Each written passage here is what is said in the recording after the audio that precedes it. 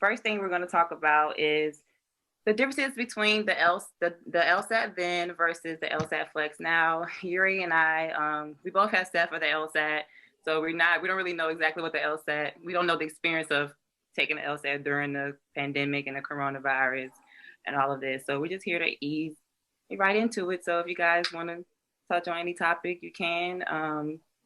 For me, with the LSAT, I remember I took it multiple times. I didn't take it just like one and done.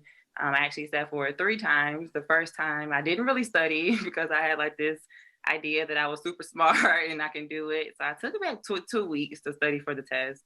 I was in Vegas like a week before that. So I literally just showing you my mindset that I just didn't take it serious. And the second time I was like, okay, well, I need to take this serious. And I, purchased the Kaplan books. I got like some Power Score books off of Amazon, did some things like this. And my score did improve significantly, but it wasn't the score that I wanted. And so from that on, I just was extra motivated, right? Because I got kicked in the butt twice, basically. And, I don't like feeling like that. So I was like, you know what? I'm going to pick myself up my bootstraps and just take this really, really serious because I want to go to law school. I had so many mentors in my ear telling me that I had to eat, breathe, and sleep the test if I wanted to pass. I couldn't half do it, half study, I had to put my all into it. And so from that point, I took a LSAT prep course and I studied, I think 2 times during the week. We had classes where we'll study. And then on every Saturday, I took the full LSAT from 4 hours from 8 o'clock in the morning to 12. And I honestly think just taking the simulated exam as much as I could, when I took it on that 3rd time, it was just like I was taking a regular practice test.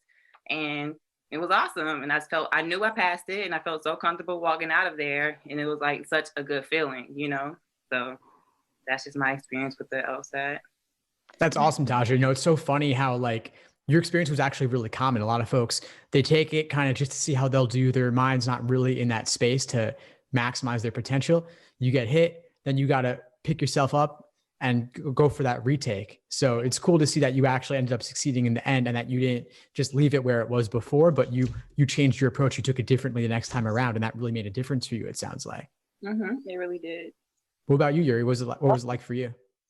For me, it was very different. At the time, I was working 2 jobs. I did know I wanted to go to law school, but I just didn't have the drive back then. So I ended up taking it my first time and I missed the score by 4 or 6 points. I studied during the week, but only like 3 or 4 hours. After I took it the first time, it's like I was just like Tasha. I felt like I just needed to take it so that I would have the experience of taking it. But I didn't really push myself as I could have because I was also working at the time. So my approach was different per se because I had to figure out how many hours I could put into it while still working 2 jobs, while still preparing myself to transition to go into law school. So I ended up taking it a second time and I passed to get into the law school that I chose to go to. And I've had a lot of trouble though with the logic games. So I kind of just focused my efforts on the parts that I scored lower in, which was logic games. And I took YouTube videos. I had a Kaplan prep book. I went to a online prep course. And I also utilized just like the different exams or practice exams so I could teach myself how to study the logic games because that's what I did poorly in.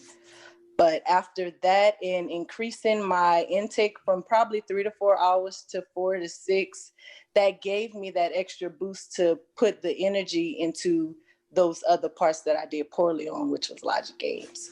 And I ended up getting the score and I got in and things changed. But it was definitely a transition because I kind of felt scared because I was also working at the time. So it was like, should I put more into it or should I just keep doing what I'm doing? So I had to change my approach.